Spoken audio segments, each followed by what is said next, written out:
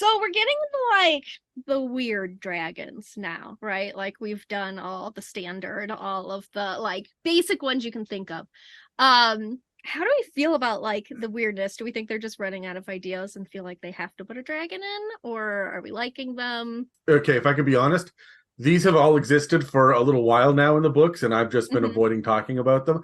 There are some things in here that are weird for the sake of weird, but I find that because of the cultural inspiration of Terry's today and the literary connection of yours today, and mine is technically from Magic the Gathering, like these are definitely outliers. They're definitely weird, but they all definitely have a purpose. I wouldn't say that they're scraping the bottom of the barrel. Not until we start getting like 25 different kinds of drakes are we going to start to see that get like... I notice it when we start to see the repeat of the same monster over and over and over again, but this one has horns. This one has bigger fangs. This one has a tail slap. I'm like, all right, just you've run out of ideas. You're just putting one extra thing on them. Yeah. Do you think they're changing them enough, like from your standard dragon? These ones today, yeah, these ones are going to be unique enough. I don't think that's a great question. Have we had any two dragon types that have felt the same?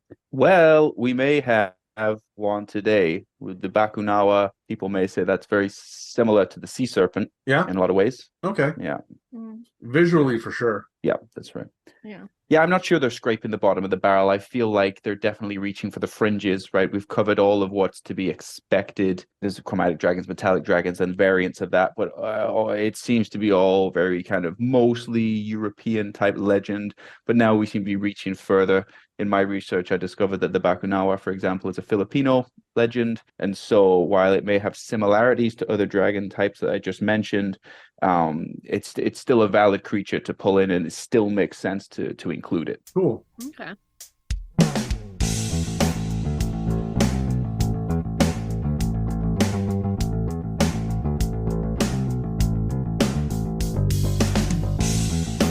Welcome to the It's a Mimic podcast, where you never know what you're going to get.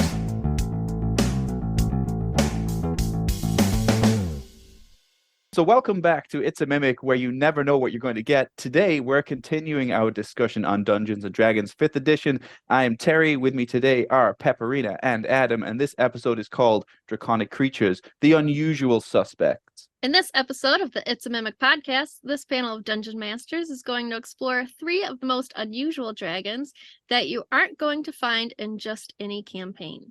By the end of this episode, we will have covered every draconic creature in 5th edition that is not a proper dragon. From hydras, wyverns, dragon turtles, drakes, fairy dragons, pseudo-dragons, elderbrain dragons, eye drakes, dracohydras, half-dragons, metallic sentinels, dragonels, sea serpents, lion drakes, draconians, dragonflesh, saurials, and creatures you might find in a dragon's horde. We've even covered how to roleplay dragons, alternative powers from previous editions, Matt Colville's gem dragons, famous dragons, dragon gods, hordes, cults, armies, and followers. Guys, what have we missed? Is there anything off the top of your head? I don't really even feel the need to roll initiative. You guys are the dragon experts. I know that there are 2 dragons we haven't covered yet, right? They're coming, but they're true dragons. What else have we not covered? Well, I think the first thing I want to point out is that list of dragon creatures you just read off there looks like the lineup to the best music festival ever. If you think of those as band names, I was listening to it. Like, who's going to be at the music festival? Elderbrain dragons, eye drakes are coming. They got metallic sentinels. No one's seen them in 5 years. Dragonels, sea serpents. My favorite bands. The cults. Yeah. The hordes. Dragonflesh puts on a hell of a show. Uh-huh. Yeah, exactly. But as far as creatures go for D&D, I don't know. I can't think of anything that isn't just someone's going to say, well, that just sounds like a dragonel. You know, it's tough at this point. Yeah. I'll think of something at like 3 a.m. and text you guys. Yeah. There's no like aspect of draconic life that I feel like we've missed either, right? It's been pretty well freaking covered. Not to toot our own horns on this, but we have all been over every page of Fizzbands at this point, as well as everywhere else that mentions a dragon. And like, yeah, I mean, we could get into like the dragon oozes and stuff like that, but that's coming. That's a different episode. Always, it's because there we go. See, it's already been thought of. Pepperina, if you text me at 3 a.m., I'm going to feel like I'm getting pulled into your love life. Okay, so it better be an absolute emergency. I'm 3 if you're hours doing in that. the future. That's only midnight for you. All right, that's right. Exactly. But nothing good happens after midnight. No. Nothing good happens after midnight, and I will be taking this to HR. Man, am I HR? Because I don't want to deal with this shit. We'll make Dan HR.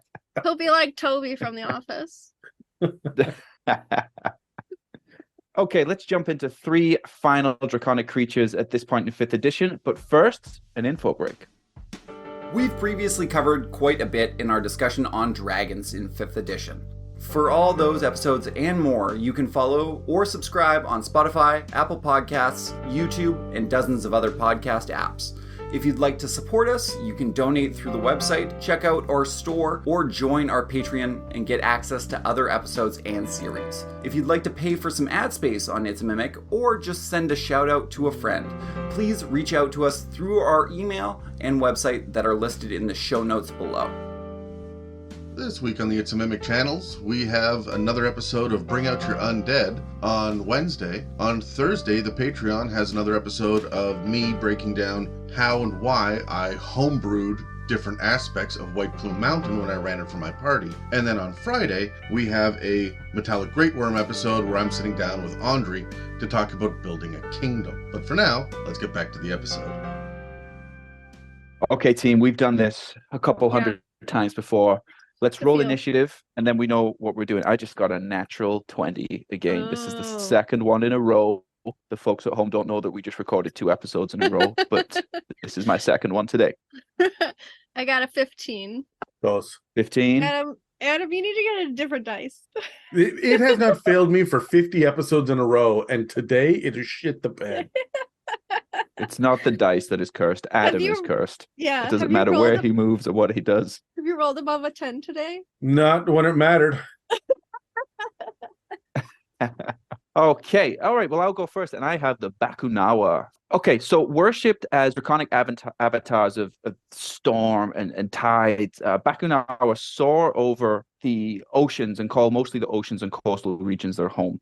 They are covered in iridescent scales and crackling lightning, and they have a fearsome serpentine body, and they have sharp movements both when they're swimming and they're flying from their wings, and their wings will actually echo with thunderous winds. They're known for mercilessness in battle, and Bakunawa have the ability to swallow you whole if you're small enough, and will swallow most creatures who challenge them. There's not too much lore on these, but there is some lore that comes from outside of D&D, which of course we could include into this. Bakunawa are actually a Filipino legend. They're often described as a giant sea serpent with a mouth large enough to swallow the moon. I don't know if they would be that gargantuan realistically, but that is what the legend says. Their lair and their habitat, Bakunawa might dwell in deep ocean trenches similar to a sea serpent, or in underwater caves, or some sort of mysterious aquatic realm. But their lair is also likely to be guarded by other aquatic creatures, and the environment might be influenced heavy by lunar phases as well. Some flavor that you can include into the game. As far as their stat block goes, this is a gargantuan dragon creature. They're typically neutral. They've got natural armor. That'll give them an armor class of 15. Average hit points of 150 or 12d20 plus 24. They have 3 speeds. They have a walking speed of 20 feet, a flying speed of 60 feet, and a swimming speed of 60 feet. They're very strong, strength being their highest stat. That'll be followed by their wisdom, strangely enough, and then their constitution is their middle stat, one of their middle stats, along with charisma, and then their intelligence and dexterity is a little bit lower, but would not be considered low by any means. A couple of saving throws, dexterity, or 3, dexterity, constitution, and wisdom. They have damage resistances to lightning and thunder. They get blind sight and dark vision. They can speak, oddly enough, celestial, common, draconic, standard challenge rating of 12. They are amphibious, so that means they breathe air and water. They will get legendary resistances, so if they fail a save throw 3 times per day, they can choose to succeed instead. They come with a multi-attack, it's 1 bite attack and 1 storm slam attack. We'll go through the bite attack, okay? So bite attack, you're going to get 2d6 plus 5 piercing damage plus 2d6 lightning damage. If the target is a creature that is large or smaller, it must succeed on a DC 17 strength saving throw, or it will be swallowed by the Bakunawa. A swallowed creature is blinded and restrained, and it has total cover against attacks and other effects outside of the Bakunawa. At the start of each of the Bakunawa's turn, the swallowed creature will take 3d6 lightning damage. The gullet of the Bakunawa can hold up to 2 creatures at a time, and if the Bakunawa takes 30 damage or more on a single turn from a swallowed creature, the Bakunawa itself must succeed on a DC 16 Constitution saving throw at the end of that turn, or it will regurgitate all swallowed creatures, which will fall prone in the space within 15 feet of the Bakunawa. If the Bakunawa dies, a swallowed creature is no longer restrained, and it can escape from the corpse by using 15 feet of movement, exiting prone as it crawls out of its mouth. For the Storm Slam attack, we're looking at 1d8 plus 5 bludgeoning damage plus 1d10 thunder damage, and the target is pushed up to 10 feet in a horizontal direction away from the Bakunawa, which is strange because they may attack from underneath or from above for whatever reason, but sure. They get 3 legendary actions, one of them being a nimble glide. That means the Bakunawa flies or swims up to half its speed, and this movement does not provoke opportunity attacks. They get a slam attack, and then they use lightning strikes as well. It will cost them 3 legendary actions. The Bakunawa arcs lightning up to 2 creatures it can see within 60 feet of itself, and then they both make a DC 15 dexterity save, or they will take 4d10 lightning damage. And that is the Bakunawa. All right. I like it a lot. I really like this. Looks at first glance like it's a sea serpent, but there's a lot more going on here. Yeah, I think you would use it differently. So, okay, let's roll initiative then. I got a 6. 17. 17. 17, 16. Okay.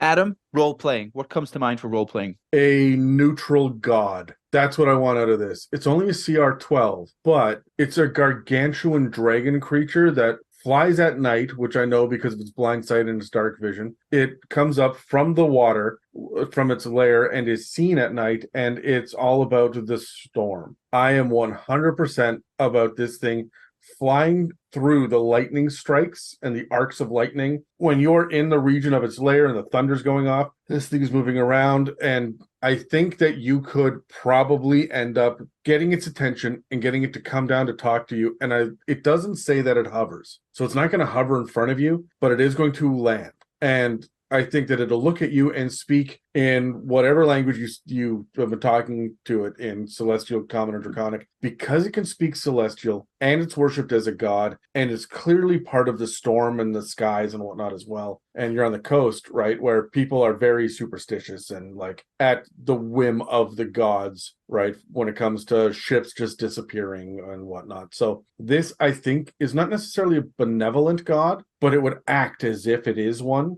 And you could, I think, make a deal with it to, can you guarantee us passage? Or do you know when the next storm is coming or something, right? You could wheel and deal with this. And I don't know, like, what does it want? Yeah, what does it want? Besides food, there's nothing about hordes or anything else. It's just this, it's merciless in battle, and it will swallow whole any who challenge them. Like, that's it. Like, it does not suffer fools, I don't think. But what does it want? And I guess that's up to the DM to determine, what does this thing want? There's very little in this is from the Radiant Citadel, right? From that book. So there's not a whole lot of information in the stat block for it. Yeah.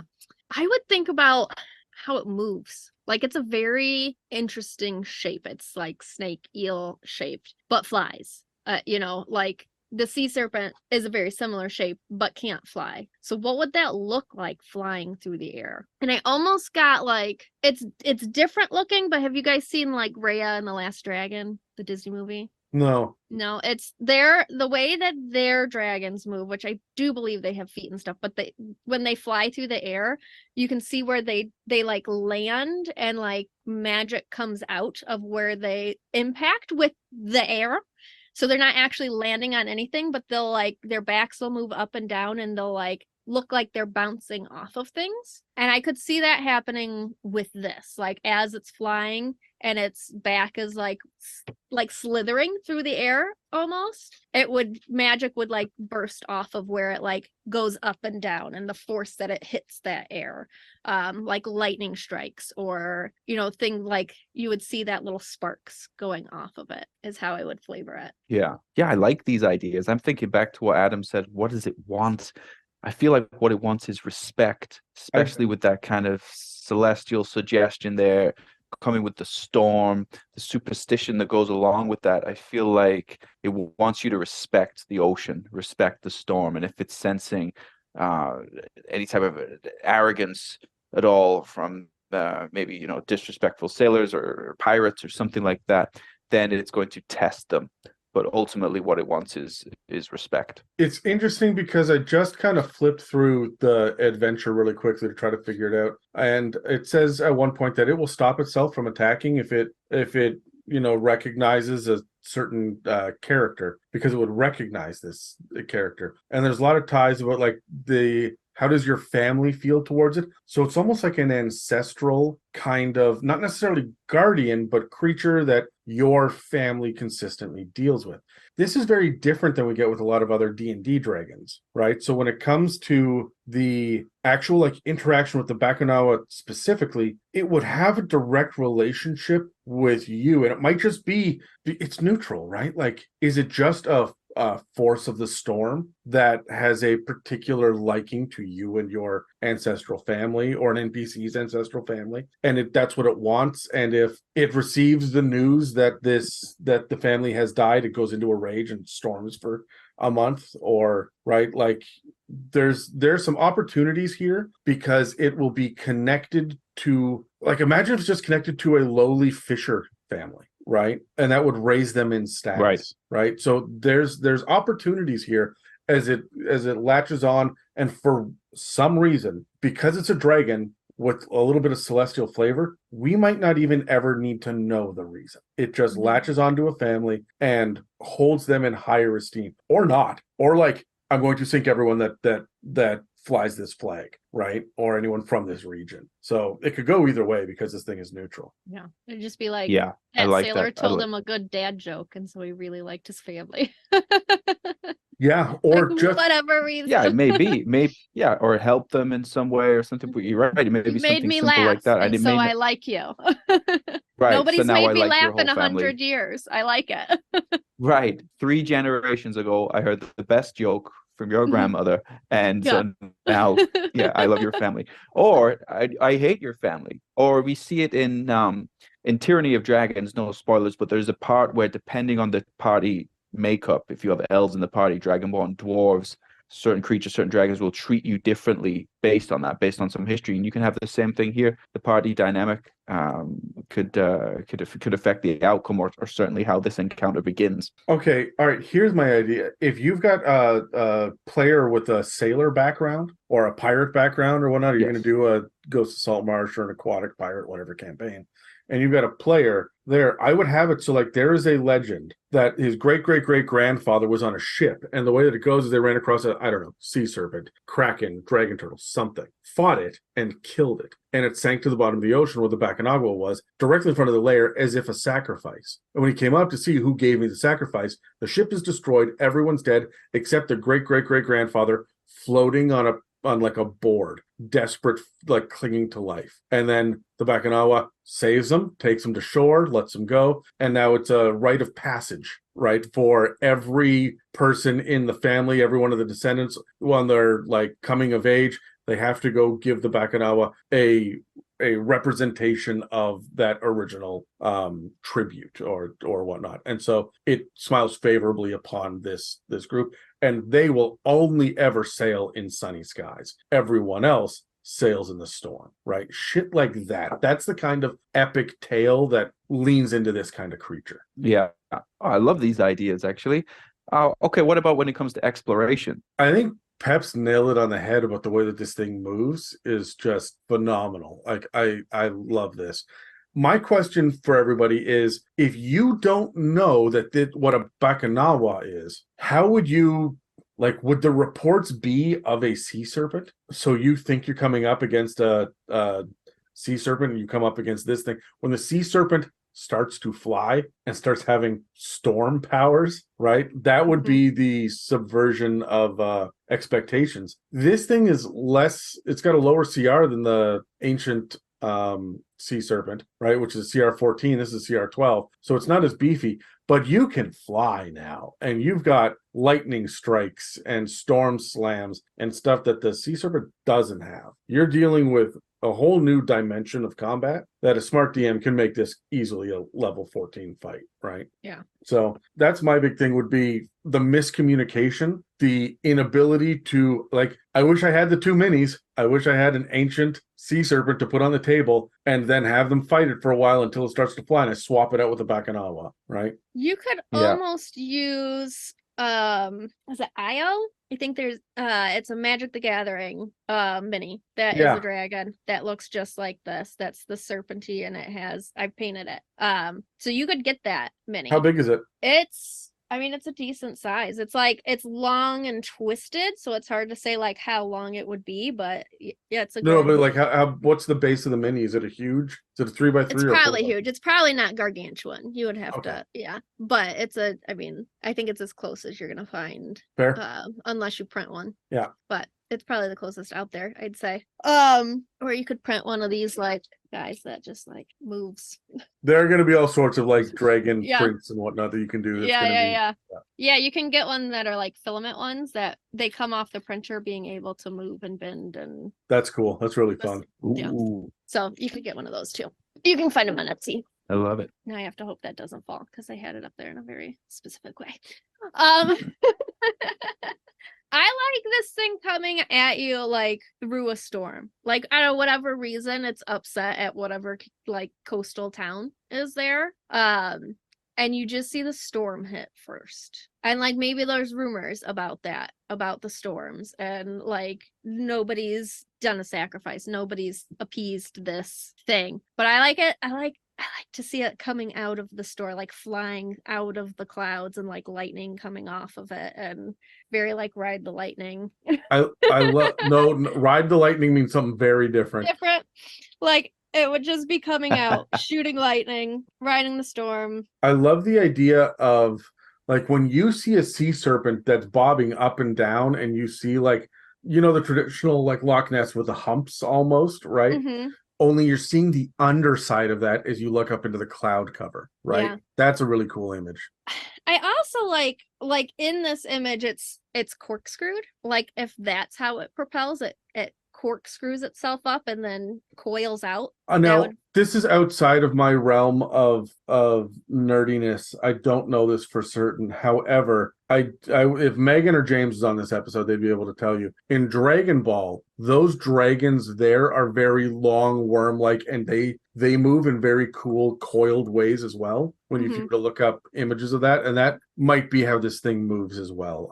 This is beyond my knowledge, but from the images and the very brief clips that I've seen of this over the years, I would assume that that's a good place for inspiration. Mm-hmm. And even if it's on land, if you think about it coiled in that ball, you have no clue how actually big it is if you just came across it on land, and then it could spring at you. Oh yeah, from a great distance and just be there. I think for me, for exploration, I'm going to be leaning into the superstition side of it. Maybe before we get close to this encounter, over time, the party's been building up and collecting the rumors and the superstitious kind of suggestions and activities from other sailors and pirates, maybe trying to put them into place. And I would demonstrate their success or likely success of this based on how the weather's going to change. Maybe the storm will get more ferocious or less ferocious based on if they have the little trinket around their neck, or if they stay 5 feet away from the edge, or whatever the superstition is,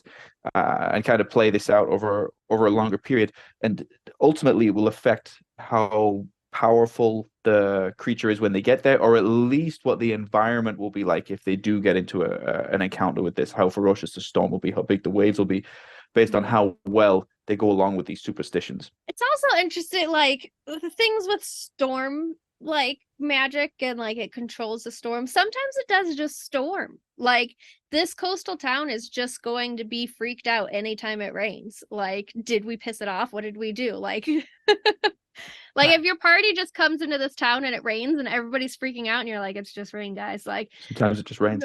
Yeah. Like, but everybody in this town is like, no, the last time it rained, it did this. And like, so they are just suspicious every time there's bad weather that it meant something bad. And sometimes it's just rain. Every time that you hear thunder, everybody runs outside and starts scanning the skies. Right. Yeah. Or like throwing a coin into the water, or like immediately giving a sacrifice or a gift of something. Everybody keeps a stockpile of dead fish, like pickled fish. And so when you hear thunder, the whole village runs down to the docks and dumps pickled fish onto the very end of the pier. And everybody runs back away as quickly as possible. Yeah.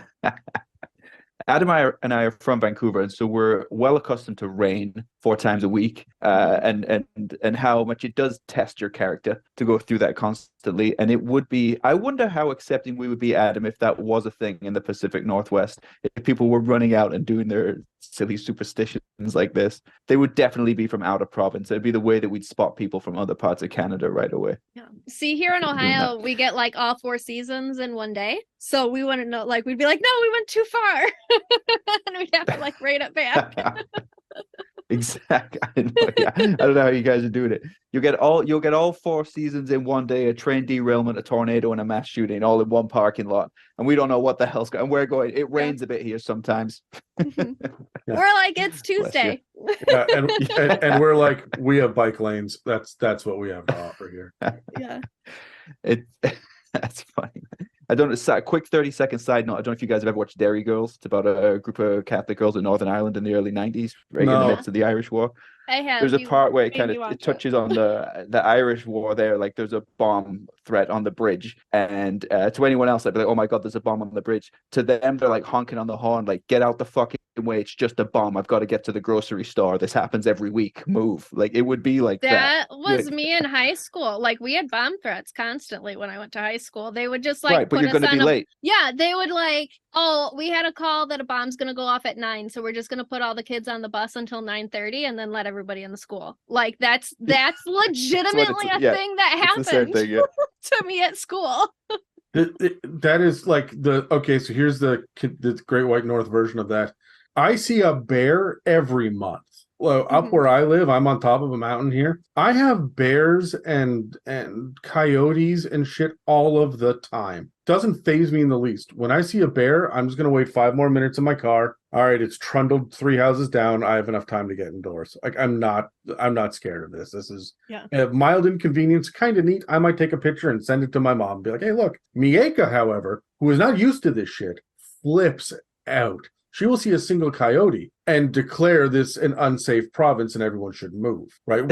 Can we call the cops? There's a coyote here. And I'm like, no, we are not. Someone's going to lose a cat and that's it. Like that's what we're doing. So it's funny what you become accustomed to, right? Yeah. Along the same lines, the same idea. A couple of years ago, Adam, Elizabeth was running in this was in Langley. Pepperina doesn't know where that is, close to Vancouver, and there was a cougar that hopped over the fence. He was trying to get chicken or something. Hopped to the fence, walked in the middle of the road, and then went to the other side. And she panicked, called the RCMP, and was like, "There's a cougar in town." And they were like, "Yeah, we know, we're busy. Like, we'll get to it. Don't go near it. You'll be fine." Like, it's just sometimes that's the way it is. All right. See, we had one of my sister's friend's mom. There was a big storm, and there's like just random zoos that like have like personally owned things that have random animals. And she called the police and was like, "There's a buffalo walking down this street," and they were like, "Okay, hun," and like just hung up. They're like, it's just thought she You're was fine. drunk or something, and just hung up. Yeah. What about combat? Combat for these guys. Okay, first of all, anything near the water is, of course, twice as dangerous, so be careful there. You want to start with a lightning strike. I want to point out that it says legendary actions. The legendary actions can go at the end of someone else's turn. That doesn't mean you have to wait for your first round in initiative. If you are 7th in initiative and the second person goes, you can hit them with a lightning strike, right? That's part of how this works. But the thing that stands out to me is the nimble glide. And I feel like this is something that people are going to take for granted, and I'm going to play against my players here. The nimble glide, again, is when the Bakunawa flies or swims up to half its speed, and it doesn't provoke opportunity attacks. I am not going to have it try to retreat. I'm not going to have it try to leave someone square, or I'm not going to have it be in any scenario where it can provide opportunity attacks until it gets to use the nimble glide twice. So that when the players try to hit it while it's moving away, I can say, sorry, this doesn't provide opportunity attacks. And then every turn moving forward after the second or third round, every turn, it is going to be able to move through them, and they won't even bother to ask if they can hit it because they saw it not work on a legendary action. They think that all movement will not give us opportunity attacks. And this is where players get a little bit, 5th edition players compared to previous editions are a little dumb for strategy because they won't try the same thing under different circumstances. Mm-hmm. They assume it always applies. This is another thing where, like, if your character has shield, right? If your monster has shield and it pops that up for a turn, they're not going to try to attack again using the same kind of low to hit method because it's just going to pop shield. They don't know how many spell slots. Maybe that was the only time you could do it, but they don't know that. And so they won't allow it. To waste their action economy. And so this is what I like about the Nimble Glide, and a way that I think about a lot of my legendary actions or my special one-off things is if I do it once, they will always assume that it happens in future rounds, even when it doesn't. Yeah. I think my favorite part of its attacks and stuff is the bite and like its ability to hold you in its mouth. What did he say? It could hold 2 players, 2 creatures, and it swallows you. You're not even in the mouth. Swallows You're getting you. swallowed. Yeah. So then you like you get regurgitated if they die. Crawling out. Could you imagine having to crawl out? I would make that in itself, like even though the creature is dead and you can crawl out, that is its own like encounter, trying to crawl out of this thing. Yeah, you need to roll a survival check to find out which end you're crawling out. For sure. And if, this creature is big enough and smart enough that if it thinks it's about to die, it's going to try and escape. So you're probably going to get 1 round of double movement straight down in the water as well. So if it does die, you're coming out of it maybe over 100 feet underwater as well. Yeah, or in the air. Like if it dies while it's flying, and you're trying to crawl out of it before it actually hits the water, and you open that mouth, and you're like, "Fuck!" and then you take fall damage. Oh, I love it. And DMs everywhere. Quick little tip: make sure that this gargantuan serpent here is directly above the ship when it dies, because then it has to fall. So don't forget that. Yeah, I would play around with that. Like, even though they can escape, it's its own encounter. To get out of it. It's not done with you yet. Yeah, I love it. Okay, so for me, for combat, I'm mixing between the swim speed and the fly speed, depending on whatever seems that it's going to work out better. I know I just said maybe I'll go deeper underwater in preparation for the creature dying, but I prefer your idea, Pepperina. I think I would go higher up. Also, if any 1 creature or 2 creatures are inside it, they're also going to take the fall damage when they fall down as well. They're restrained, so I know that stops movement, but that they will get. I guess it doesn't matter for fall damage; they're getting hurt no matter what. But creature, if you're inside it and you're restrained, because you're restrained, you have disadvantage on dex saves as well. So if they're using any area of effect spells that are dex based on that creature, you're hitting those people inside of it as well. I love the legendary actions for this one because if you can people off of the ship with the horizontal movement, you have the lightning strikes as well. It's going to be a difficult creature. Again, it's going to be one where the party members are getting separated, and I think you should do that. If you can get somebody pushed over the edge and into the water, if you can get somebody swallowed and up into the air, if you can get yourself out of sight by going underwater, like you're going to be able to separate the party, and it's going to be very frustrating because when it gets to each of their individual turns, they're going to need to use their turn to deal with whatever bullshit you put in front of them, and it's going to be difficult for them to get their offense off. So this is a great creature for combat for DMs. Yeah. Does it bother you guys when there's not like a breath weapon for a dragon? Yes, every time. Yeah, like it should have something. Right. Look, I guess it should at least have an elemental bite, right? Or if you are in its jaws and it exhales, you'll take elemental damage or something, even if it's not a full-on breath weapon. Otherwise, you're just fighting a lizard. Yeah. Fair. Flying snake. That is fair. Okay, team, I think that's it for the Bakunawa. All right. We move on to whoever was next in initiative. I think that's me. Yeah. All right. I have the Jabberwock. Jabberwocks are these really interesting, mysterious dragons that live a life of solitude in pristine forests and ancient ruins. They can have quite the temperament if somebody were to come into their area. Now, in the D&D world, it's very hard to come across an accurate description of a Jabberwock because most people who go against it don't survive. Those who do only have a very confused and disjointed memory of the encounter, only able to recall certain parts of the beast. But we are lucky enough to get a picture to look at. And I'm going to be honest, I got a mini for one of these before I knew what it was. And I didn't think it was in fact a dragon right away. They are long and skinny for the neck, think like giraffe long. It's very, very long, weird looking. The eyes are huge and pure white. Its mouth has 2 prominent top and bottom teeth that are fang-like, and the tail is long and skinny like a whip. They're said to be able to walk on their hind legs just as well as all 4. These creatures are incredible hunters, and once they have picked a target, they will not stop tracking it down until it's dead. The only way to escape is killing a Jabberwock or using some sort of teleportation magic. If a Jabberwock is killed, another will appear within 1,000 miles of where the old one died in 3d8 years. There are no known sightings of young Jabberwocks, and they never appear to age. For their stats, they are a huge dragon, typically chaotic evil, a CR of 13 with an 18 AC and an average of about 115 hit points. They can walk, climb, and swim 30 feet and fly 60 feet.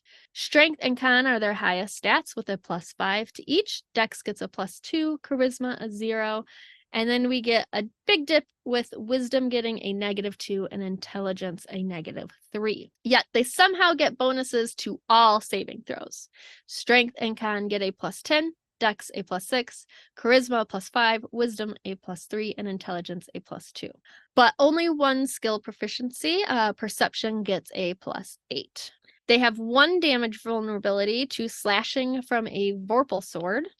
They're immune to being charmed or frightened and the damage and condition of poison. And they get true sight of 120 feet, yet no languages. For abilities, we get quite a few of them. They get Confusing Burble. The Jabberwock burbles to itself. Any creature that starts its turn within 30 feet and is able to hear the burbling must make a Charisma save. On a fail, the creature can't take reactions until the start of its next turn and rolls a d4 for what it's going to do on its current turn. So on a 1 to 2, they do nothing at all. On a 3, they do nothing except use all movement to move in a random direction. And on a 4, they make 1 melee attack against a random creature it can see, or does nothing if no creature is visible or within reach. They have 3 legendary resistances a day. They have Regeneration. The Jabberwock regains 10 hit points at the start of its turn. If the Jabberwock takes slashing damage, this trait doesn't function at the start of its next turn, and it can only die if it starts a turn with 0 hit points and doesn't regenerate. And the last of their abilities is Uncanny Tracker. The Jabberwock can track any creature it has wounded within the past 24 hours. It knows the direction and distance of its prey as long as they are in the same plane of existence. For actions, we get a multi-attack. They can make 2 rend attack, which gets a +10 to hit, a 10-foot reach. And on a hit, they do 3d10 +5 slashing damage. They also have a tail attack that is a +10 to hit and a 15-foot reach and does 1d10 +5 bludgeoning damage. And unlike a typical dragon with a breath weapon, Jabberwocks get a fiery gaze that recharges on a 5 to 6. So theirs comes out of their eyes and not their breath. Unless it is blinded, it can emit a 120-foot long, 5-foot wide line of fire from its eyes. Each creature in the area must make a dex save or take 7d8 fire damage on a fail or half on a success. We also get 3 legendary actions. They can do for 1 point, 1 tail attack. For 2 points, they can do a rend attack. But for 3 points, they can do a wing attack where It beats its wings, and each creature within 10 feet must make a dex save or take 1d6 plus 5 bludgeoning damage or be knocked prone. Be knocked prone. I may have wrote that wrong. Typically, with legendary actions, it's 2 actions to make a wing attack. It's a little bit more expensive for the Jabberwock. Mm-hmm. I think it's because you get the knocked prone as well, which it can do at the end of someone else's turn, and then it gets its turn immediately afterwards. So that's right. Scary. Mm-hmm. Yeah. Okay, well, so that's what I have. I'm very interested in the Jabberwock, and I've looked at this mini a few times. At my local comic book store, and I have not bought it yet because I wasn't interested in it, but now I am. So let's roll the initiative again. We'll go through the Jabberwock. I got 8. 13. All right, Adam, you're first. I'm in the middle, then Pepperina.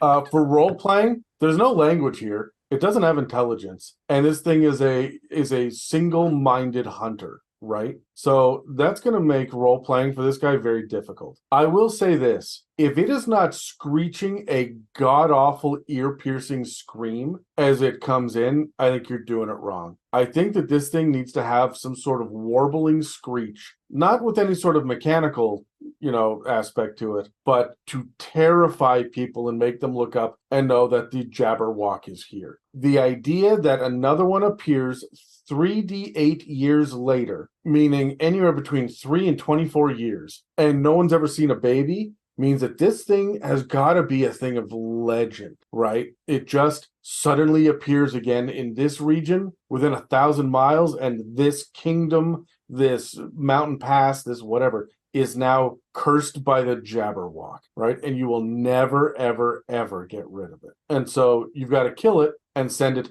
somewhere else. It does not die. It is a fact of nature that this thing exists. I almost want it to be like crazy, insane, and babbling as well, which fits the Alice in Wonderland, themes that it comes from, the origins. So yeah, role playing difficult, especially because of the lack of languages, but I will go along with what Adam said. Like, it's clearly a relentless hunter, right? And I think I would play it that way, especially with the mechanical abilities of, what was it, the uncanny tracker. Like, it is always coming after you, and it will not stop. It is like a Terminator. It has that awful screech. It will come after you, even if you hurt it, even if you nearly kill it. It regenerates 10 hit points at the start of each of its turns. So in 1 minute of being away from you, it's almost full health again, and it is back. And it is just on you, and you cannot get away. It doesn't matter where you go. This thing can walk, it can climb, it can fly, it can swim, and it absolutely will not stop ever until you are dead. And it babble to make you nuts, right? Like, good luck trying to talk to it. Yeah. Yeah, exactly that. Can you imagine, though, your players, if they've seen other dragons, are going to think, oh, it's a dragon, I can talk to it. Get close enough to try to talk to it, and it just lets out this burble that freezes you. Or if you're unlucky enough to roll a 4, you're all of a sudden hitting one of your friends because this thing made a noise. This is that encounter where you really start to see the party stress on each other for the first time. Everybody's friends when it's going well, right? And then as soon as one person didn't go along with the plan properly, or whatever the plan was goes wrong because of the confusing burble, because we just had to fight this thing a minute ago, and it's back again because of all of these legendary actions, because no matter what we do, it can get to us. It stresses party members, and then there starts to be infighting, right? Sports teams, they get angry at each other because it's just, no matter what we do, it will not work. So I like this one because it'll test the party a little bit. It will actually stress the players, and ultimately they'll be stronger for it afterwards, I'm sure. But this will be some serious stress that they can't get away from. Yeah. And I would play it like, if you hit it and like run away, it's almost that like Jason Voorhees, like, you're running through the woods, it's walking through the woods. It knows where you are. It doesn't care how fast you think you can go from it. It will catch up to you. And that's it would be it's that whole, kind of like scary thing. Like, and it's not fast, right? It's 30 feet for each of them, but it is coming, and you will need to stop at some point, or you will come across a cliff that you need to climb, and it does not. It doesn't need to, though. Yeah because it has 24 hours. It knows where you're at. You're going to have to rest, and you're going to think, well, we got far enough, it's fine. It will still be coming. and you just hear it. You hear it coming. Yeah, because it doesn't care if it's exhaustion. Like it does not care if it has a point of exhaustion. Oh, and that fear of, have you ever done that thing more when you're a kid, like where you're running away from the other kids, but you're laughing so much that your muscles don't work and you just can't, or you just realize that you're tired and you can't, it'll be that. You'll hear it coming a mile away and then it's half a mile away and then it's just around that bend and you just can't keep going because the party's been running away for so long. They're getting levels of exhaustion now. Someone's down to half movement and it just will not stop. And even if you hit it and it goes down again, you've injured it again. So it has another 24 hours. That's right. That's right. This will teach these murder hobos a lesson.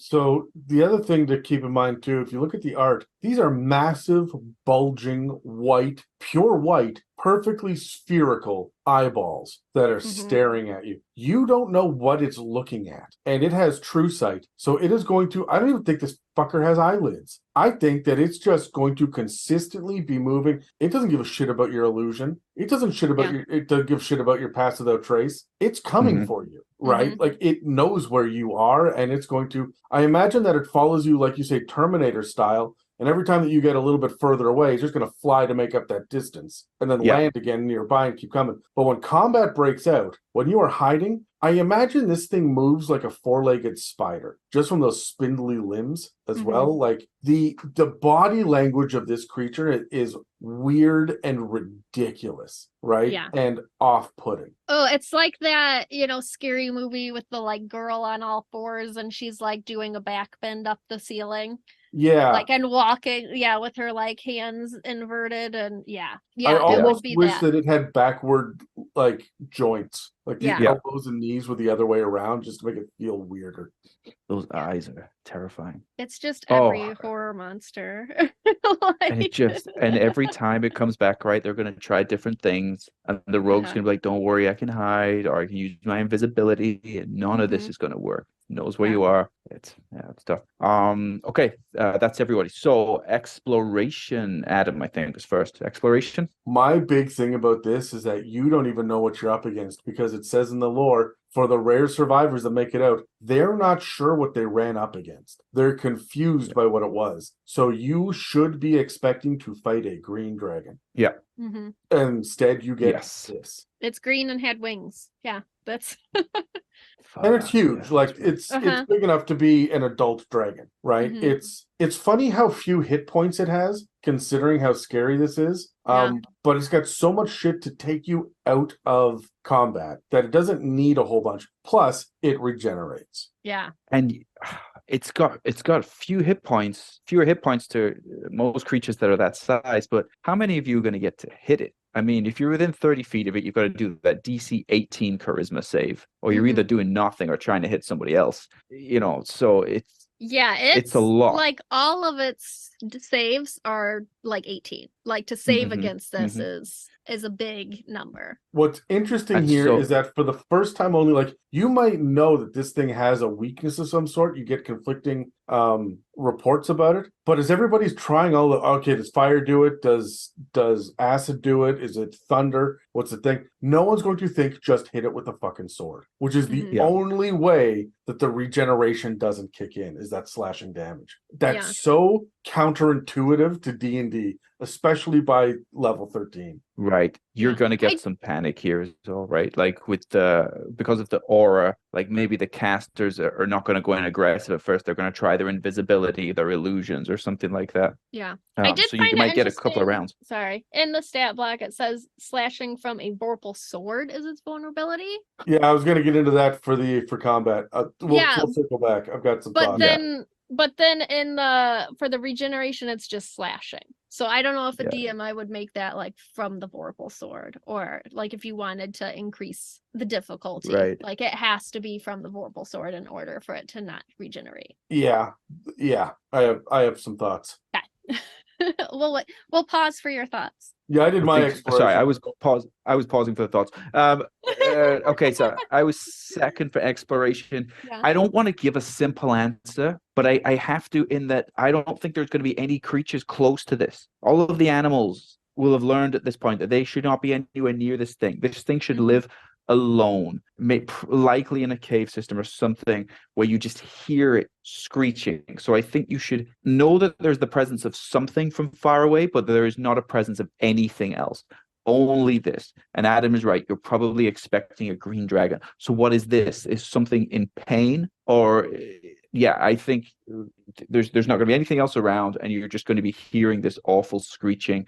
So you should always know roughly where it is, but it should go against your better nature to actively move towards that sound. I just had a thought as you were talking, Terry. You tweaked something in my head about there not being creatures around. I was thinking about when this thing first shows up, imagine if it manifests directly outside someone's house and nobody knows it because it's 1,000 miles away, right? They've heard stories, but they don't put it together. And suddenly, like 3 hours later, this guy in a daze wanders into town, hands covered in blood, going, I think I just murdered my entire family, because he heard the babbling of the Jabberwock outside and never saw it, never dealt with it, but was driven to that insanity where it attacks the nearest creature. And I think I just murdered my entire family. And I cannot get that babbling out of my head. Please help me. What a fucking plot hook. Yeah. Yeah. See, I was gonna play on the when it comes back too. Like, what does that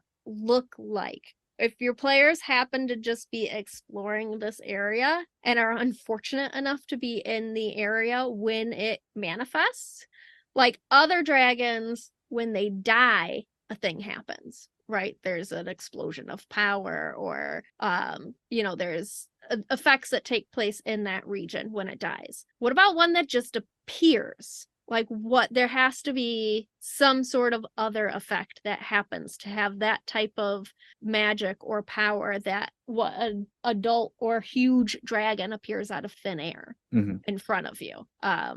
Is it just a screech? Would they just hear a screeching, screaming sound of this thing being just pieced together within minutes? I think it's fucking weirder than that. Like, I hear where you're coming from, but you got to go outside the box because it's Alice in Wonderland inspired, right? Yeah. So in my head, like, you hear the low burbling noise, and as it gets louder and louder, you get to kind of the area where it should be. There's a single floating solid white sphere. And then as you sit there and look at it for a minute, your players get close when they're getting suspicious. Suddenly there's a popping noise, and another one appears 10 inches away from it. And the two of them start moving. And these are the fucking eyeballs that have just popped into existence. And the babbling is getting louder and louder and louder until you start to hear the flapping of wings. And then suddenly the wings burst into existence where it would be on its back, but the body's not there yet. There's just flapping wings. And then you would have like the teeth, those little buck teeth that show up and are gnashing. And systematically, part by part, this thing starts to manifest.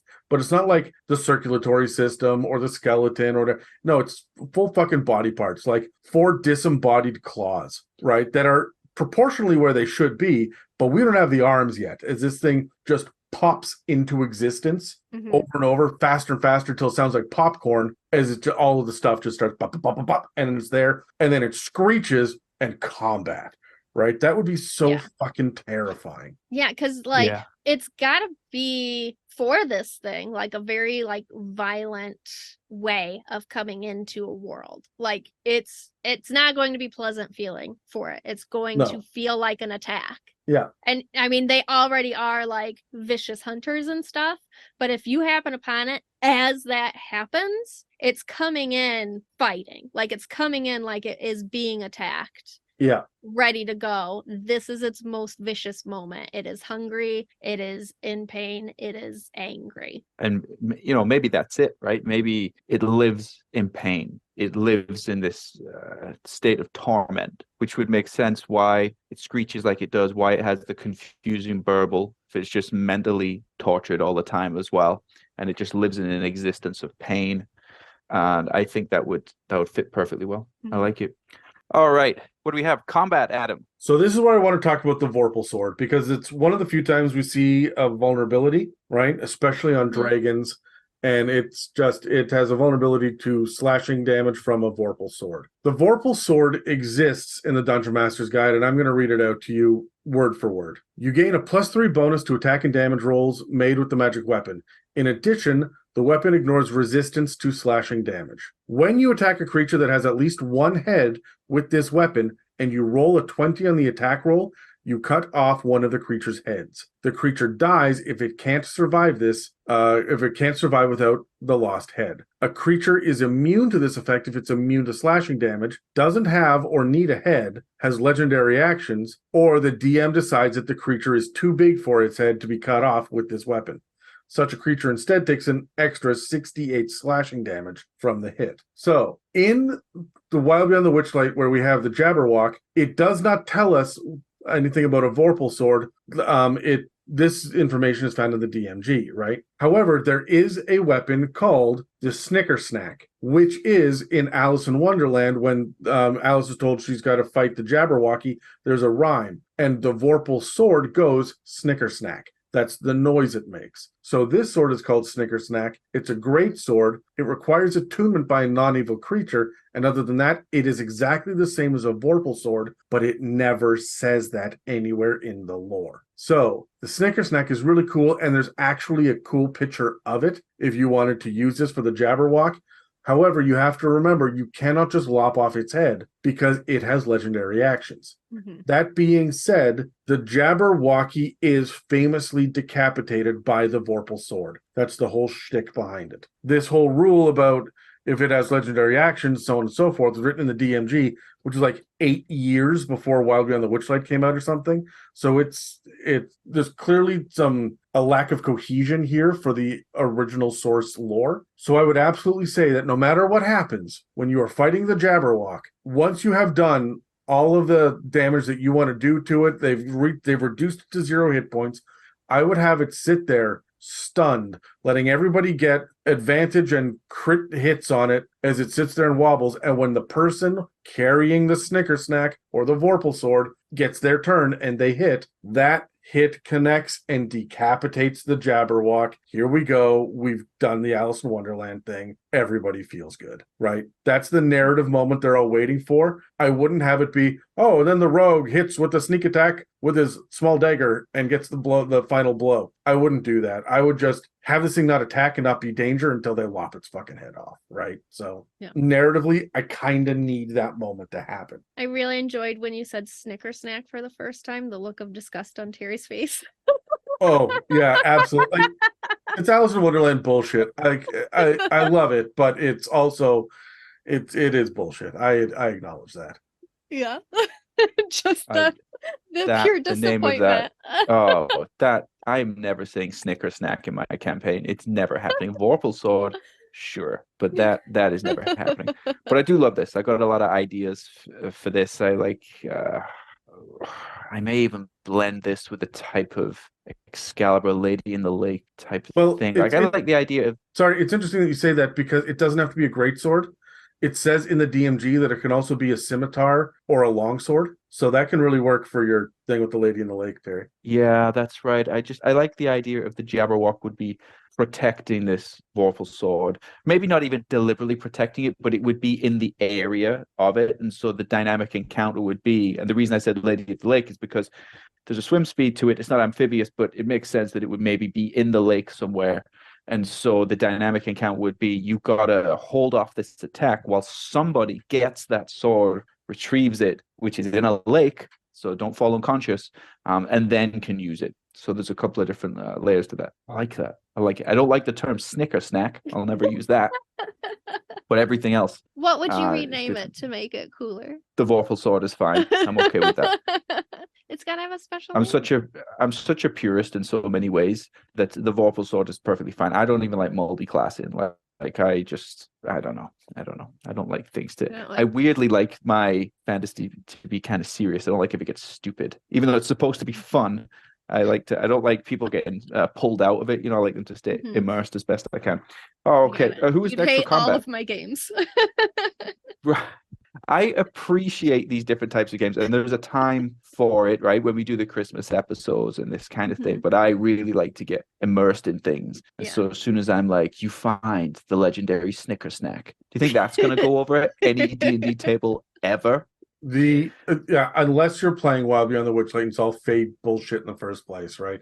But I remember the look on Terry's face when he joined my evil campaign and found that they were murder hobos with no through plot. They were just going from like location to location, just killing everything they could. And I was reactionary in that. And Terry, you did a great job in that. And you inspired the others to role play more too, which is phenomenal. But the look on your face when you realized that this was not the D&D you were used to was pretty funny. Right. Yeah. But it was great to get introduced to some new types of D&D, and it's all like, good. Not the evil murder hobo kind. That's a fun kind.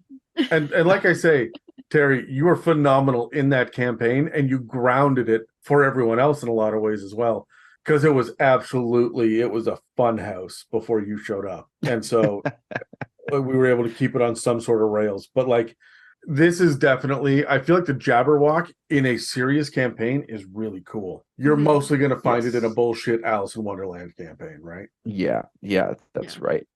So, I mean, for combat, for me, you've got to put it in an environment where these speeds are going to help. Swim speed, I think, could be good. Because if they've got to get within 30 feet of it and it's a high charisma save and then they do nothing, what happens if a paladin in plate mail does nothing when they're in a lake? By do nothing, do they mean do not swim? Because that would be your movement speed. So you're now sinking. Yeah. Yep. It's do nothing. Yep. You do absolutely nothing. Right? You don't attack, you don't move, you don't bonus Yeah. attack, you don't So I got to talk. take advantage of this with the environment, right? I just love it. I like the abilities that it has as well. The legendary actions. Okay, yeah, they're always going to help. I think this is one of those ones where if I want to chip away with damage, I'm probably going to be doing it through the legendary actions, and the actions that I would take are mostly going to be for the debuffs that it gives. So that fiery I guess gaze, fire damage. if you can hit with the wing attack and the fiery gaze in the same round, that's gonna really fuck up a party. Yeah, and I'm gonna, you know what? I don't want to talk too loudly because somebody might hear who's in my campaign, but I'm excited by this, and I'm gonna use this creature, and I have the perfect place to put this thing, and it will involve water.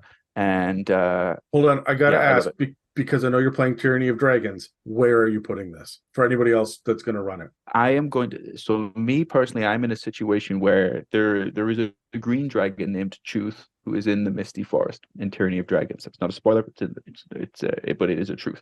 My party, for a bunch of reasons I won't go into, were able to kill Truth outside of the Misty Forest. So now they know the Truth's lair in the Misty Forest is unguarded, and they are not expecting a green dragon. So this is perfect for me to have this creature there, where everybody else would think that there is a green dragon still present. There's sounds that sound like that.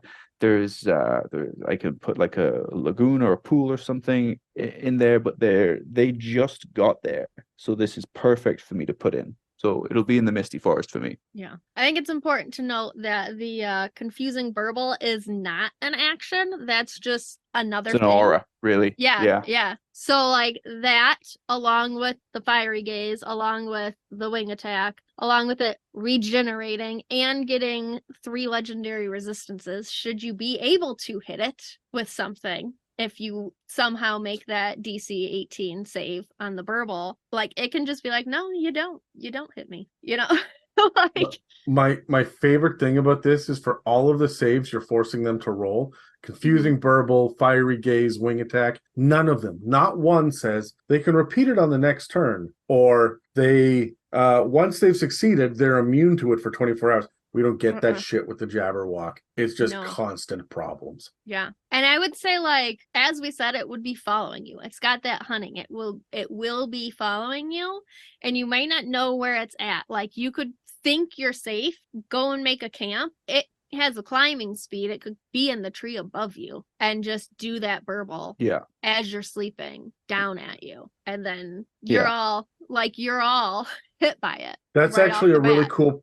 cool point. The only environment where it wouldn't get the burble is if it's underwater, right? So when it bursts up, it would be silent, and suddenly this thing bursts up 10 feet from you, and there's just this cacophony of fucking noise, right? Yeah. So, okay, mechanically, I just want to get your guys' opinions on this. So this creature is not amphibious. It can swim, but it's not amphibious. So it does only breathe air. But the confusing burble says that the Jabberwock burbles to itself unless it is incapacitated, which means mechanically it will continue to do it even if it's underwater, which is to the Jabberwock's disadvantage, really. But I just want to check with you, is that the way you guys would run it? It also means that for a short period of time, there would be bubbles coming up as well. For one round, they would see bubbles coming from the... Is that how you guys would do it? That it's still always doing it, even if it's underwater? Yeah, absolutely. And I would have the bubbles just last for as many rounds as it wants. Like, this thing's got a constitution of 20, which is a +5, which means it can hold its breath for 6 rounds, which is or for 6 minutes rather, so that's 60 rounds it can hold its breath underwater. I'm going to let it just babble bubbles up. Just let it. And it's fucking weird enough. Maybe with the bubbles bursting, you could hear the burbling inside the bubbles as they pop, right? Yeah. Like, this is a weird enough creature that I would get a little bit strange with it. I would say that if it's underwater, maybe because you're a little deafened when you're underwater, if you start your turn within 15 feet instead of 30, you've got to make the save. That's how I would run it. Yeah, that's fair. I like that. Yeah. Pepperina, combat. Did you do combat already? I did. Yeah. Yeah, I think we're done for the Jabberwock. Sometimes we blur it all together, don't we? Yeah.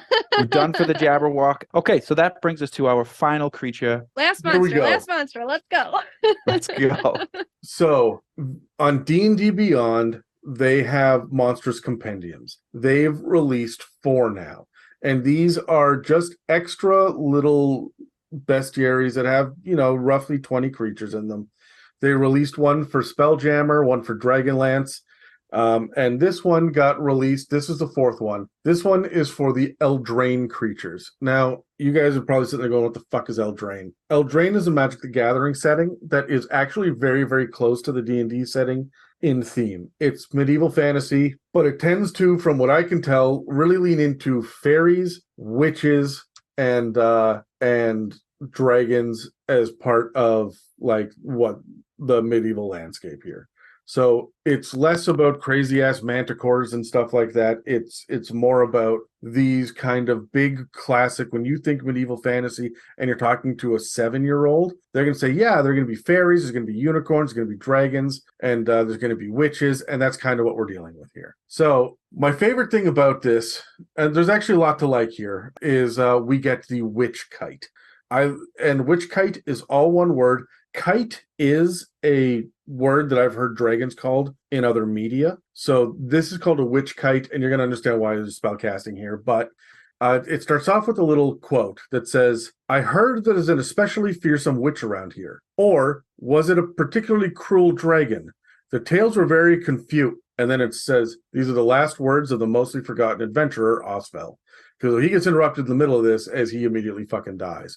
And the artwork for it is a dude getting picked up upside down by a huge-sized dragon who is about to fucking eat him. There are some interesting notes in the artwork here, but I don't think the art is actually indicative of the stat block. I think the art is indicative of the Magic the Gathering card of a Witchkite. There are lots of different kites there, including hell kites and other things. So, which you would imagine is fiendish.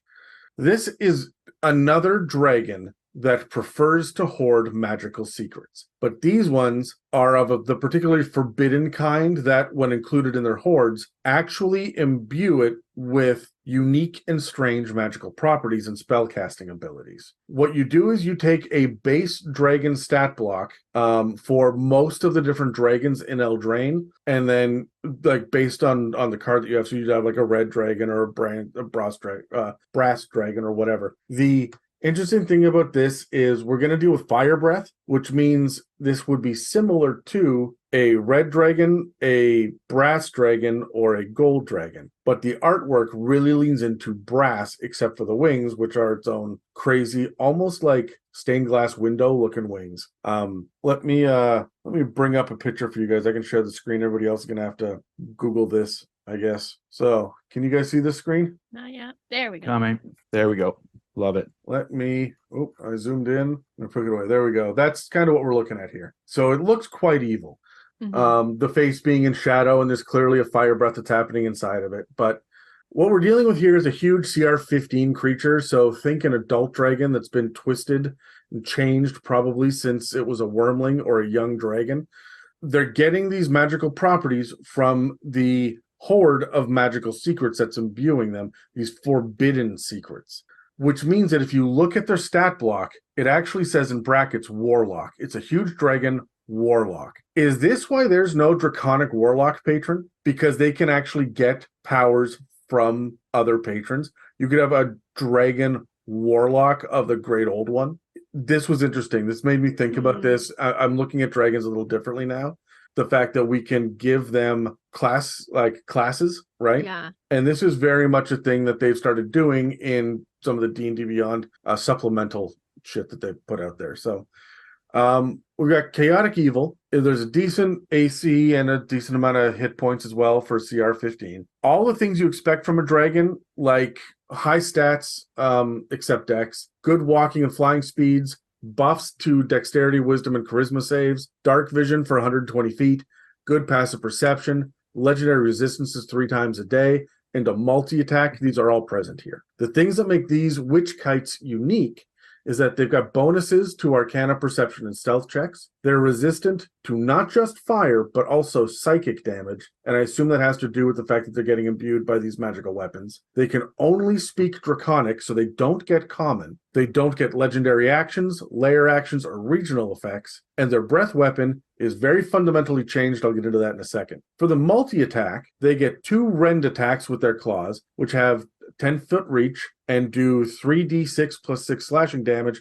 And then there's the changed breath weapon as well. That's a part of their multi-attack, which means it does not have a recharge. They go 2 slashes with the rend and then what's called the malevolent flare. That means that the Witchkite spits magical fire at one creature that it can see within 60 feet, but this fire is like a glob of green flame that just hits one creature. It does 5d8 fire damage, and you have to make a DC 17 dex save to avoid it so you can take half damage. If you fail, not only do you take full damage, but you also get one of 2 effects that the Witchkite chooses. 1, you either take an additional 2d12 psychic damage, or 2, you use your reaction to make a melee attack against a creature within reach that the Witchkite chooses. Hit that guy. So when you get hit by this malevolent flare, by this blob of green flame, you are commanded to hit someone else specifically, or you might just take psychic damage as a voice enters your mind. For spell casting, they've got at-will spells and once-a-day spells. The at-will spells are Detect Thoughts, Dimension Door, and Hold Monster. Those are the once-per-day spells. Detect Thoughts, Dimension Door, and Hold Monster. At-will is Detect Magic, Minor Illusion, and Speak with Dead, weirdly enough. So, Minor Illusion, Detect Magic, and Speak with Dead. Detect Magic makes sense because of their horde, but Minor Illusion is fucky. Speak with Dead is interesting. And I think, again, that comes down to them trying to get forbidden magics, talking to dead wizards. And in case all of this wasn't enough, they get 2 reactions each round, as long as they don't use them on the same turn. The first one is called Retribution, where it makes a rend attack against a melee attacker that just did damage to it. But the other one is called Enchanting Gaze, which triggers whenever a creature moves within 10 feet of it. That is the opposite of an opportunity attack, when you enter its area. This forces a DC 17 wisdom save that, if you fail, does 3d6 psychic damage and charms you until your next turn. So you walk into its space. If you fail, you take up to 18 psychic damage, and you cannot attack the Witchkite. And that's what we have for this dragon. This feels very different from your other huge size, like standard dragons. But I kind of like it. It's fucking weird. I love this creature, and I was getting so much inspiration as you were speaking there. I love the warlock side to it. You're right, we've never considered a dragon or a dragon-like creature being a warlock before, but we do consider dragons to be other classes, right? Wizards more often than not. Yeah, maybe for a silver dragon's a cleric, paladin. you're more likely to go like metallic good line. Right, paladin, exactly that. So warlock, I love this. It also, once I saw that warlock or heard you say that, it got me thinking master apprentice as well, right? I was starting to think like the Sith, actually, thinking whoever your big bad is, this is going to be one of their right-hand people, their bodyguard most likely. Maybe they're sent out on their own kind of missions, but I got a lot of inspiration, especially with that Speak with Dead, but we'll get to that in a little bit. Let's roll initiative. I got, what is that, a 9. 16. I got a natural fucking 1. These dice are getting retired. Natural 1. Pepperina, you get to go first. What do you Okay. feel like for All right, role playing here? Role playing. With it being like corrupted by dark secrets and wanting to like looking at its face, it gives that like Joker smile in that artwork, especially like you see the one with where it's just like the eyes and the smile, like the big red smile, like it Yeah. reminds me very much of that Yeah. artwork. So I would play it like the Joker. Like it's so corrupted by this magic that it's not gonna make sense. It's gonna talk in riddles. And only make sense to itself, really. Especially if it's got all of this forbidden knowledge in its own head, it's going to see the world in different ways, right? It might not be cacklingly manic the way that the Joker is, but there's definitely going to be a level of barrier between the average person and communication with this thing, right? Yeah, I see it. I agree with you, Pepperina. I see like the Dark Knight type of Joker, Heath Ledger's Joker. You know, I think where he's like, I'm not crazy, I'm not. That's what I see. It's like very calm, but is sure about its beliefs. Yeah, I really like that. It knows things that nobody else does. Yeah. And it's driven it to this point where it's like, is it crazy or is it right? Right, because when you know things, I'm reminded of the comedian in The Watchmen now, you know, where he says it's all a joke. It's all a fucking joke. Because he figured it out, everything. It's this, when you have this much knowledge, as much as this dragon has, do you still have faith in the world and all of the systems that we have in place and how it's supposed to be? Or is it all a joke to you once you know the truth? Oh, I love it. I think role playing for me, you know, I'm really taken by the Speak with Dead spell at will. I'm thinking, how can I be evil with Speak with Dead? And I'm thinking, you know, if this is one of those creatures that's coming after you, if you're the hunted, or if it knows about you because you're leveling up now to the point where you're well known, you know, you get to level 10 and above, you're kind of folk heroes, you're known across the land and you would be known to your enemies. I just have this vision of this dragon holding on to all of the corpses, or at least the important corpses that you murder hobos have left behind in your wake, either tying them around their neck or having a bag full of dead bodies that you've killed and pulling them out and asking. You can never lie to it because it will ask that corpse that you left 7 sessions ago. It will use the Speak with Dead at will and ask questions. So anything that you've done up until that point, it will know for sure, and you will not be able to lie to it. And anything you do along the way in your journey, it will come across this trail of corpses, if you will, and it will ultimately bite you in the ass. So I think that there's creative ways that we can use that Speak with Dead, which will play into the role playing of how this character is presented to the party. I want to look for when I think of the role playing factor here, I'm looking at the abilities it has. Detect thoughts is of course powerful, and it wants to know forbidden knowledge. At this point, before we're going to run into a Witchkite, I'm going to give my players forbidden knowledge. Here is your secret. Don't tell anyone, right? And then have them run into this guy, who not only will be able to detect thoughts and charm people, but is going to have minor illusion. And the minor illusion should be able to lure them in close enough that this thing that is hiding in the shadows or around the corner can then get that charmed factor out, right? And hit them with that charm condition. I'm absolutely going to put charm on the at will, because I like the idea of you needing to be close enough. It could land in front of you. It doesn't need minor illusion. It's going to land in front of you and say, come here. Let's talk this out. Come here. And the moment you get close enough, charmed, start making saves, right? And I love it. Tell me about, what do you know? What's your biggest secret, right? And that's how this guy works. And maybe he only kills the people that are able to keep their secrets back. If you tell him your secret, you announce it to the party, he lets you live. He doesn't need to kill you. Oh, yes. Would you give him like Zone of Truth? Sorry? Zone of Truth? Oh, no, that's fun. That's you have fun no as all choice. hell. Yeah. Yeah, maybe once a day. It. Zone I of like Truth. it. I like just building on what you're saying there, Adam, I also like the detect thoughts once per day, because detect thoughts, if I remember rightly, you can get surface thoughts without forcing them to make a save. So the dragon will know if the party is frustrated and planning on attacking it. It will know if they're going to try and escape. It will know if they're trying to bribe it in some way. It might not know the details, but it will know that that is their surface thought on their mind. Or like even more important than that, they charm you to say, "Tell me about your mother," right? And then you talk about it, but of course you picture your mom in your head, and so now the minor illusion, it detects thoughts. First it charms you, then to talk about something, then it detects thoughts to get the image, and then it can reproduce that with minor illusion. This is really fucky if you wanted it to be. Yeah.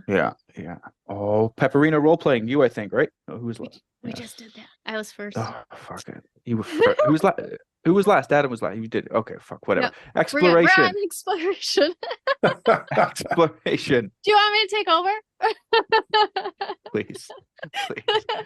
It's because we've rolled initiative so many times, and the three of us did multiple episodes together today. So now I've just lost track of who's going first at what time. Yeah. I don't even know which one of us I am. I might be Pepperina. You wish you were Pepperina. Exploration. I think like this thing is so broken and evil, it would be radiating from it. And I like the idea of its wings that are like, they look like stained glass in this. It's broken pieces of itself. Again, I'm not sure if this art is just recycled from the card, because there's nothing in this about why it would have wings like this. Yeah. And it does say in the Dragons of Eldraine like sidebar here, you can use any dragon stat block for a dragon of Eldraine, and then it lists a bunch of the other cards, and it says you use red dragons for these cards, bronze dragons for this card, moonstone dragons for these cards, right? And so I don't know, but because it's got that the fire breath, I assume that this is a brass dragon. It certainly doesn't look red or gold. Yeah. So then why would its wings be that way? Unless its knowledge made it that way, right? Like there's that to think about. Yeah, like it's so twisted and broken that all of these shards on it are like broken pieces of itself, of what it used to be. I like that idea. To make take it another something step. even dark and twisted. Like I would go very dark and twisted. You could take it even further if you wanted to, because remember in Fizban's, all of these dragons are aware of their multiversal aspects. And so this could actually be broken shards of other versions of itself, because it wants that forbidden knowledge of the multiverse. And they all have different pieces of forbidden knowledge. Yeah. That it is trying to collect. But I think because it is that broken and warped, you are going to feel that tension before you even see it. Like when this thing enters an area, like, you know, a lot of the regional effects are like 6 miles or something. Like you start to feel that drain, that just like evil darkness drain. Everything feels affected by it. Everything feels a little broken. Every person near it, even the animals, are affected. Where like a squirrel is usually like, you know, chipper and running up a tree and like, you know, playing around in leaves and stuff. Like it's just not moving like a squirrel would. Yeah. I like a good calling card for a big bad. I don't know if you guys know this, but the material component for detect thoughts is a single copper piece. And this feels like definitely a dangerous bad guy, but it feels like one that would be, I don't want the easy way out of just always scrying on the party. So that's the reason the big bad knows things. But to use the Speak with Dead, the Trail of Dead that they leave, to be able to, if it has a certain territory within a certain town, it would definitely over time read all of the thoughts of people within that town, at least the surface thoughts. I like the calling card of a copper piece. You know, your party wakes up and there's a single copper piece on the side, or there's like they go into the town and there's this particular NPC that walks into the tavern or the shop and everybody there is terrified, and it only ever pays, no matter what it is, it just pays with a single copper piece.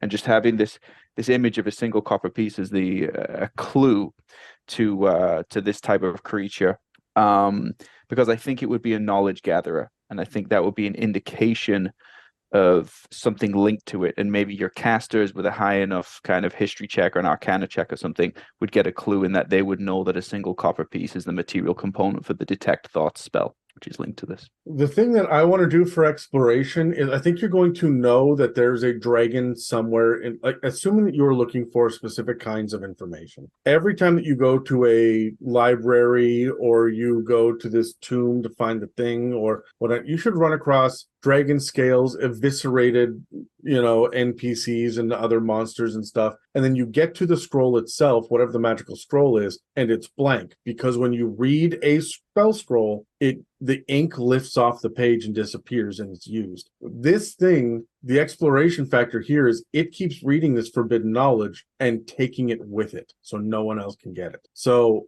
I want there to be a plot hook where you have to hunt this thing down and get what it's learned. And you often end up, because it's a CR 15, you're often racing this thing, even from like tier 2, to get to the knowledge before it does, to put the puzzle pieces together for whatever the great big overarching story is. Yeah. Oh, there's so many. I love this one as well. Every creature we've done today, I just really enjoyed. Okay, who's anything else for exploration? Who am I missing? No, I was last. That's it, I think. Okay, that's it. Combat, Pepperina. Combat, I'd like to note. So the malevolent flare, is that what it is? The malevolent flare? Yeah, malevolent flare. Yeah. So that's basically its breath weapon with it, where it spits fire. It just targets only one person. But it doesn't have a recharge like all other breath weapons. It's part of the multi-attack. You do the 2 rend attacks and then this. Yeah, that's huge though. Like it's like a half of a breath weapon, right? Because it doesn't like hit multiple people. Also, at this level, at CR 15, the fact that it does 5d8 fire damage and maybe 2d12 psychic, but that's not as much as other adult dragons. Like it's one or you target. can hit a friend. Yeah. Or I can make you hit that guy over there who I just hit with this. Yeah. And I'm gonna have you hit him again. And then I'm gonna take 2 reactions and hit him again. Like the 2 reactions on every round also is a huge boost to. I don't think I've ever seen anything get 2 reactions before. The only other thing that ever sticks out to me as having multiple reactions is going to be the Hydra. Oh yeah, the Hydra does. Yeah. Doesn't. The Merilith does. That's the demon woman with the 6 arms, each with a sword. She can parry 6 times. Yeah. Stressful. Yeah. But I mean that makes sense. She has 6 arms. So and a Hydra has 5 heads. This is one. So getting the 2 reactions. Pepperina, with your casual dating, would you prefer 6 arms or 5 heads? Don't answer that. Don't answer that. It was low hanging fruit. I just wanted to answer to that already. Answer that. You can carry on. I would have kicked myself if I let that one go by. We'll talk about it later. You're invited to her vlog later. Oh God. The Mimics After Dark. Shit. It just has so much going on for it too. Yeah, the spell casting. What do I like for combat here? So the tanks are in trouble, right? Because they got to get close. So no matter what they do, either they're getting the enchanting gaze as soon as they get close. And if that succeeds, they're now charmed, right? There's 2 reactions. So, maybe we're going to get the fighter and the barbarian at the same time, right? If they succeed against that save, they're going to want a melee most likely. And then there's still the retribution as the second reaction if the initial enchanting gaze doesn't work.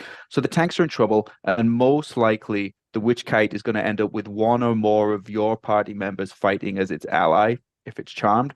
So it's another one where things can go wrong quickly because it's getting the action economy is now all of your allies' turns as well, or some of your allies' turns. And then I think to break out of being charmed, you have to take damage, right? You got to give them a bit of a slap or something to wake them up. So the reactions is a big one for this. I mean, legendary resistances, so you're making your saves and you're relying on your reactions.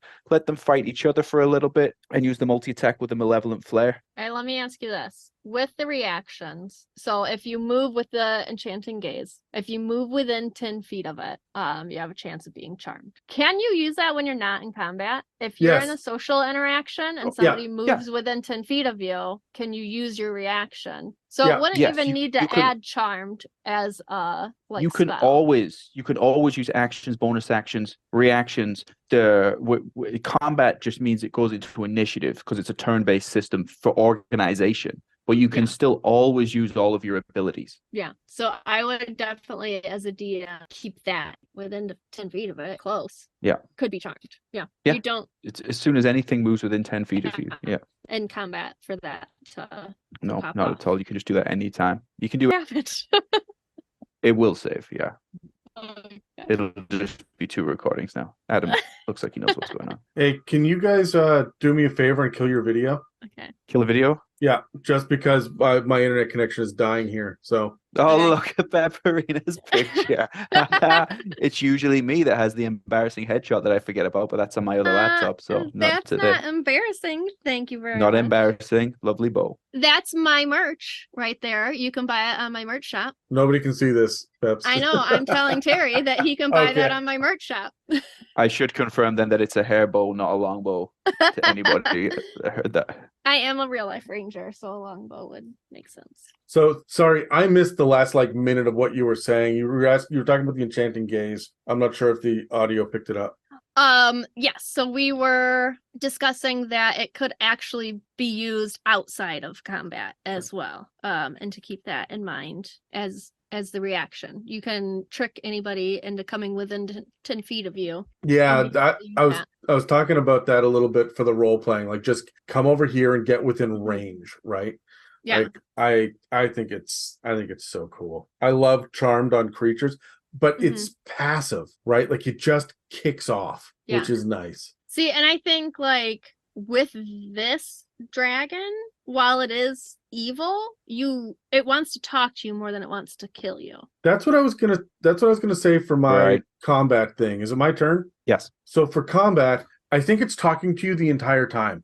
If your players are getting off like these big magical attacks and whatnot, it has legendary resistance. So the very first thing that they're going to do is, finger of death, and it just, or I always say finger of death, and that as an attack. But like, is it disintegrate? Yeah. So disintegrate has a save to it, right? He just chooses to succeed and say, "Hey, that was neat. Once I'm done killing you, I'm going to talk to your ghost and find out how you did that." Right? Yeah. It's got that like cockiness to it. Yeah, and the goal will be to slay the spellcasters, because then when you speak with dead later, they got to answer your questions, right?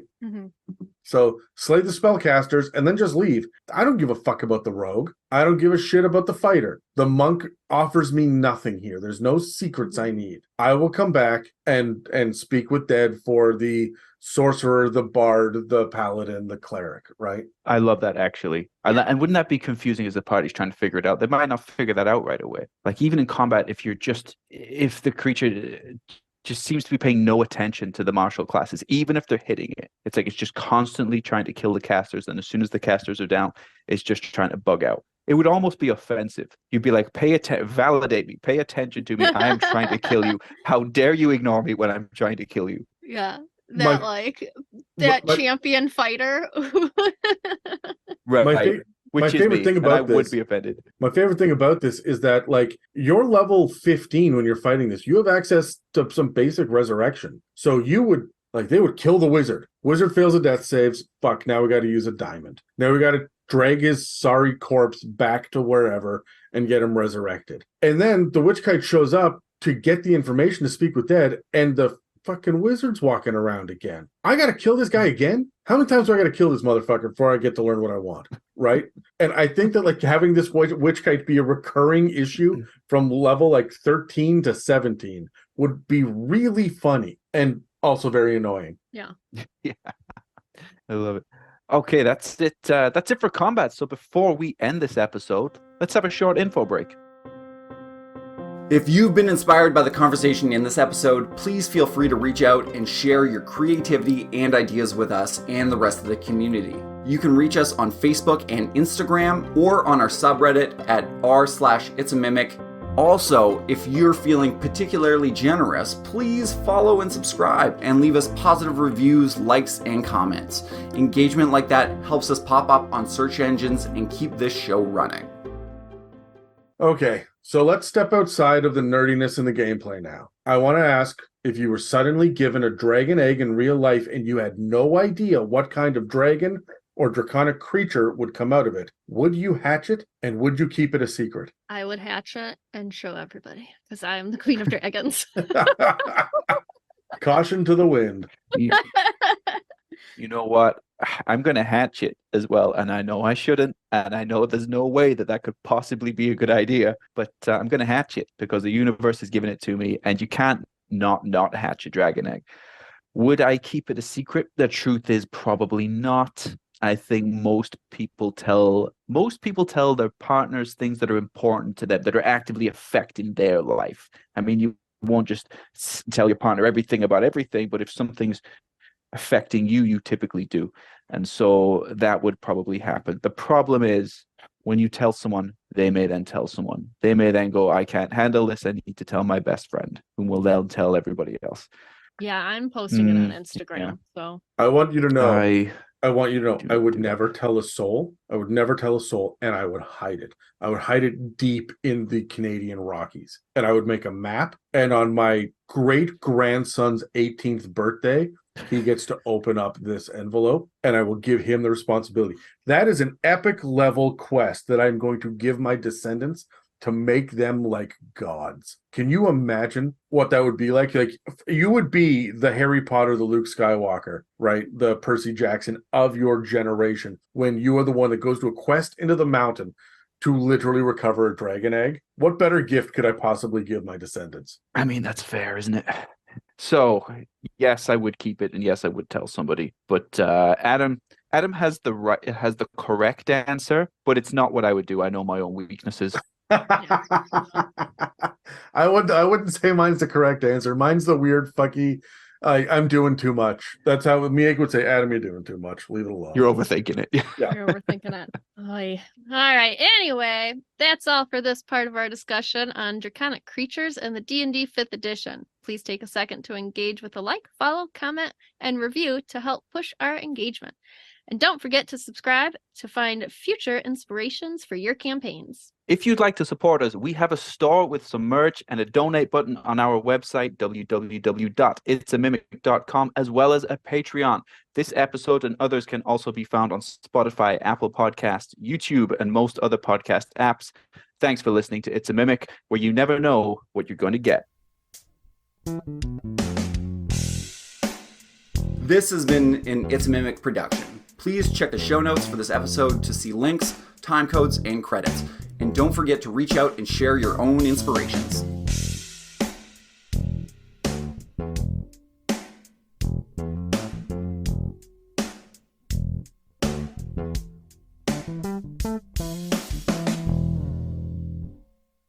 All right, I got to get running here in half a second, but I wanted to ask you guys just totally like off the cuff here.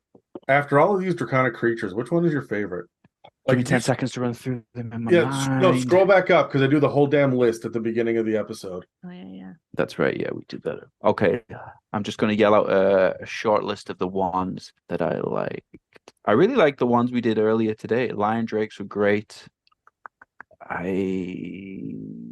Elder Brain Dragon. I mean, that one was great when we did Elder Brain Dragon.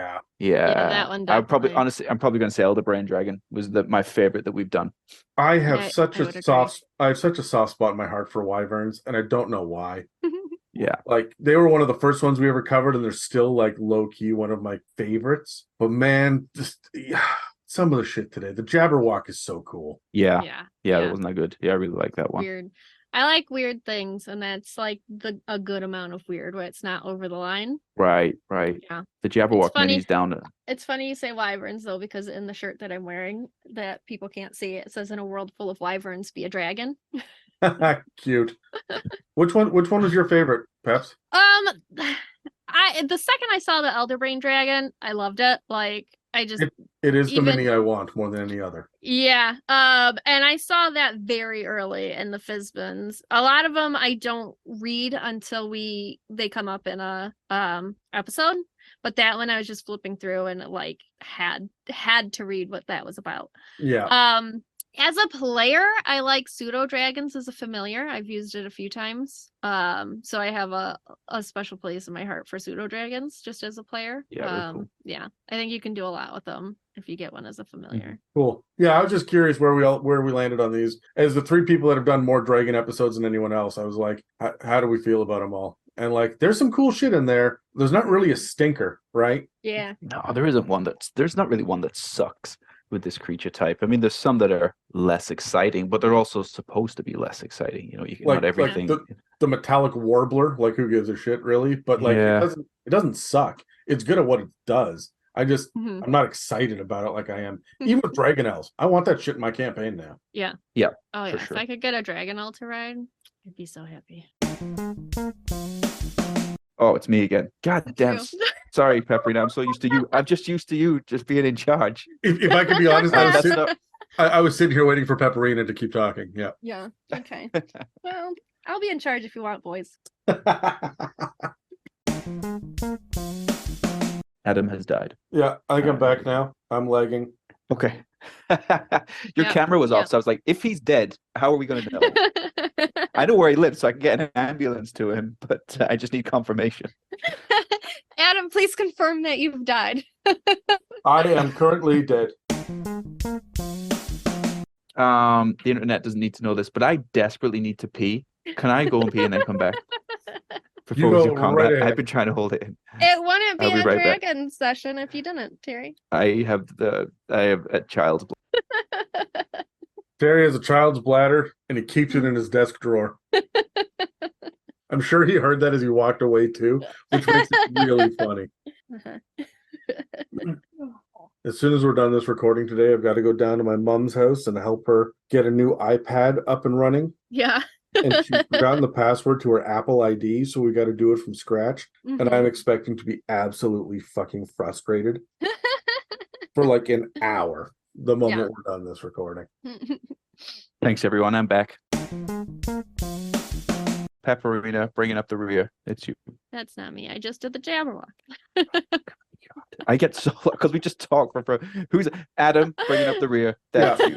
You Pepperina were last in initiative on the last monster. That's why I thought it was you, but it's not you. It's Adam. Yeah.